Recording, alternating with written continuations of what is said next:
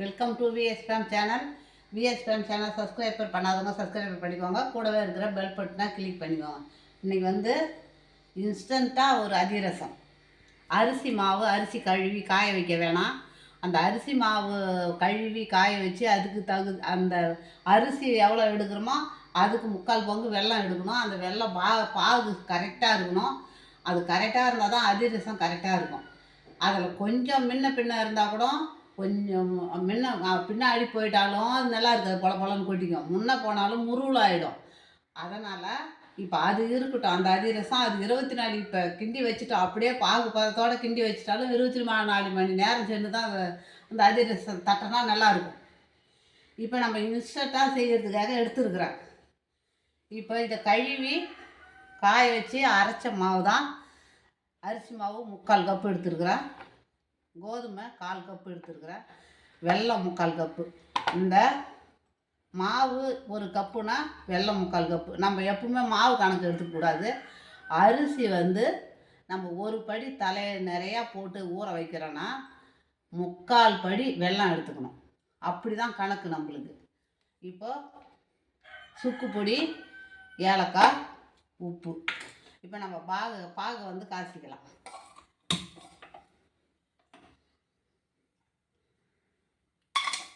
வெல்லத்தை கொட்டிக்கலாம். இதில் 1/4 கப்பு தண்ணி ஊற்றிக்கலாம்.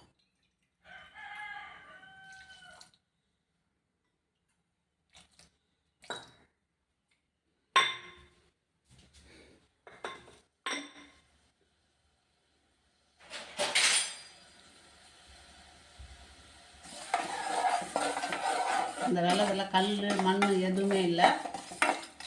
நம்ம அப்படியே மாவை கொட்டி கிண்டிக்க வேண்டியதுதான்.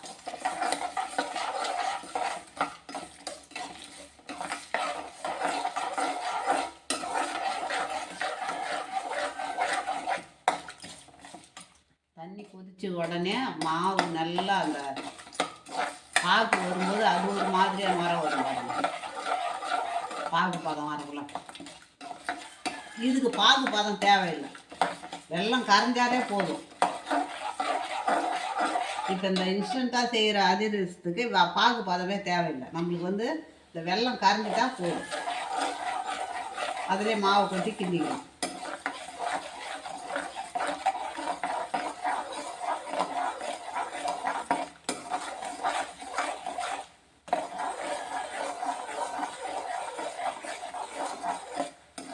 இது மாதிரி நீங்களும் அரிசி மாவு வீட்டில் இருந்ததுன்னா கோதுமை மாவு அரிசி மாவு 3/4 கப்பு இந்த மாதிரி கப்பால் எடுக்கிறீங்களோ இல்லை டம்ளாரால் எடுக்கிறீங்களோ இல்லை வேறு ஏதாவது எடுக்கிறீங்களோ அதால் 1/4 கப்பு கோதுமை மாவு. உடனே நம்மளுக்கு அதிரசம் தேவைன்னா அப்படி செய்யணும்.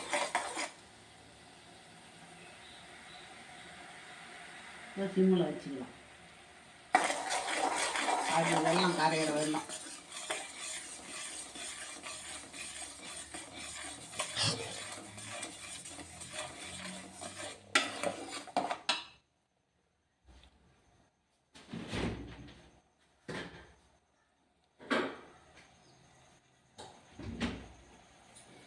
இப்போ நம்ம நெய் கொஞ்சம் போட்டுக்கலாம்.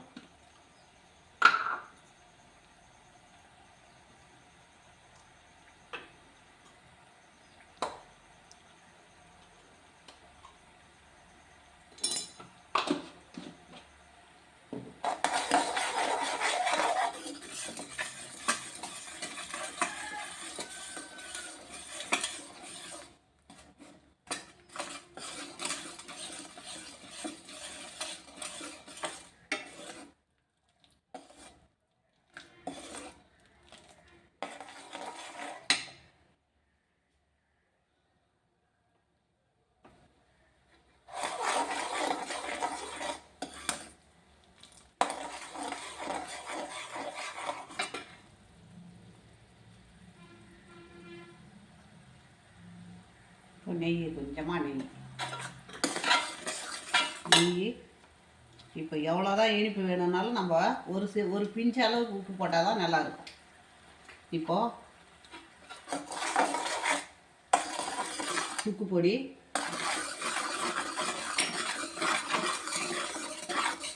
ஏலக்காய் பொடி,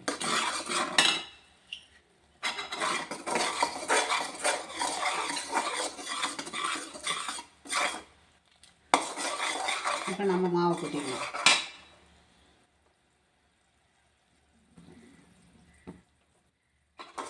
இப்போ அரிசி மாவு போட்டுக்கலாம். இப்போ கோதுமை போட்டுக்கலாம்.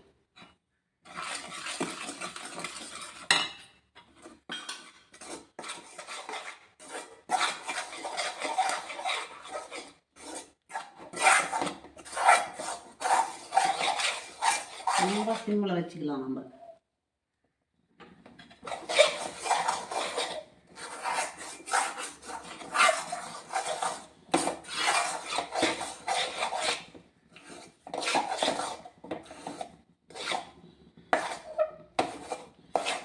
பாருங்க மாவு ரொம்ப கட்டி ஆகிடுச்சு பாருங்க.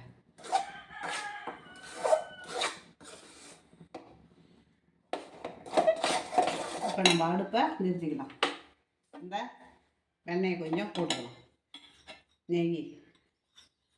நெய் போட்டு சூடல்ல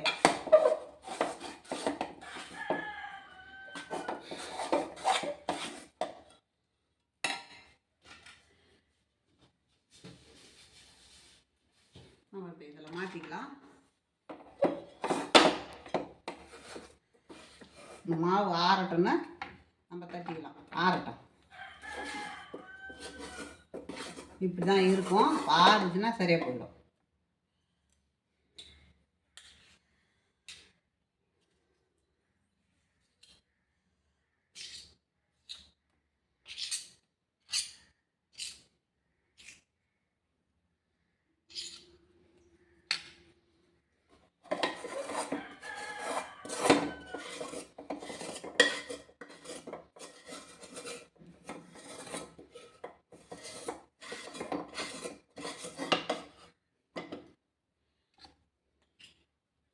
டக்குன்னு நம்மளுக்கு அதிரசம் உடனே தேவைப்படுதுன்னா நம்ம இப்படி செய்து கொடுக்கலாம்.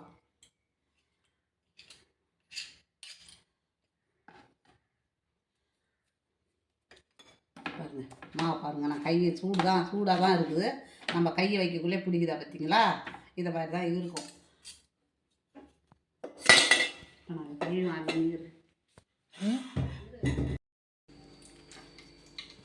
இப்போது எண்ணெய் காயுது.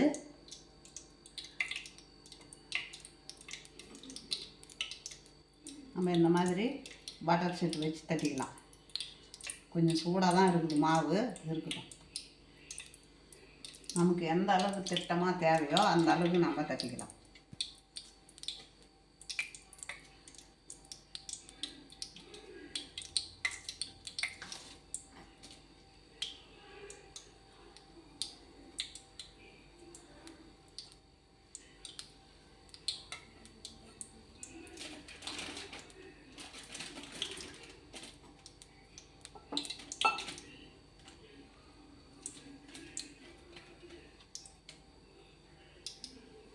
கொஞ்சமாக ஃபுல்லாக பிடிச்சி வச்சிடும்.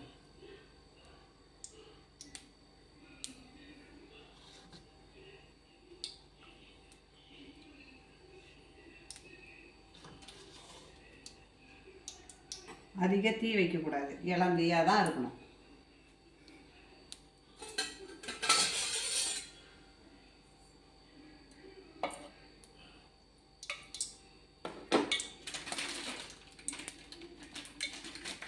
வாழை இலையில தான் காட்டணும்.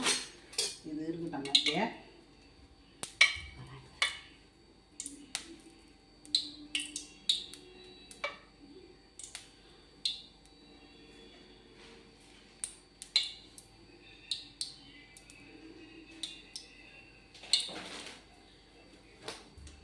இந்த மாதிரி பிளாஸ்டிக் பேப்பரில் கூட தட்டலாம்.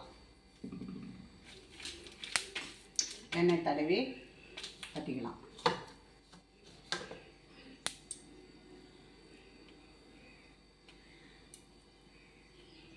நம்மளுக்கு எந்த அளவுக்கு திட்டமாக தேவையோ அந்த அளவுக்கு மாவை எடுத்து இந்த மாதிரி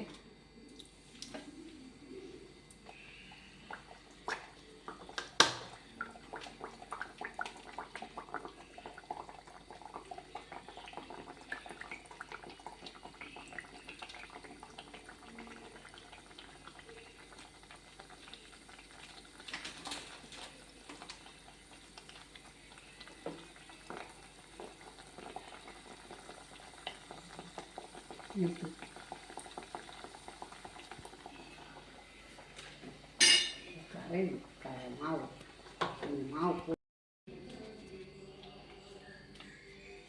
ஒன்று போட்டு எடுத்துட்டேன். அது எப்படி இருக்குதுன்னு இப்போ ரெண்டாவது நம்ம இதை போட்டுக்கலாம்.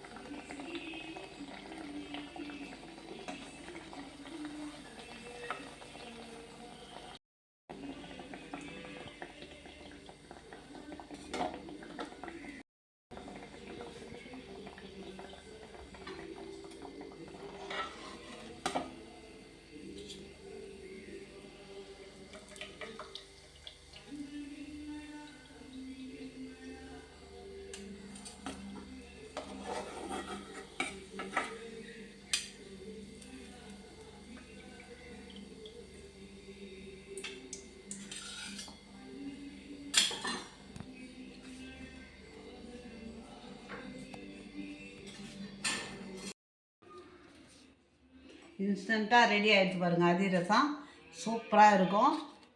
இந்த மாதிரி அருமையாக இருக்குது பாருங்கள். அதிரசம் நல்லா பொலன்னு இருக்குது பாருங்கள். இது மாதிரி தான் இருக்கும்.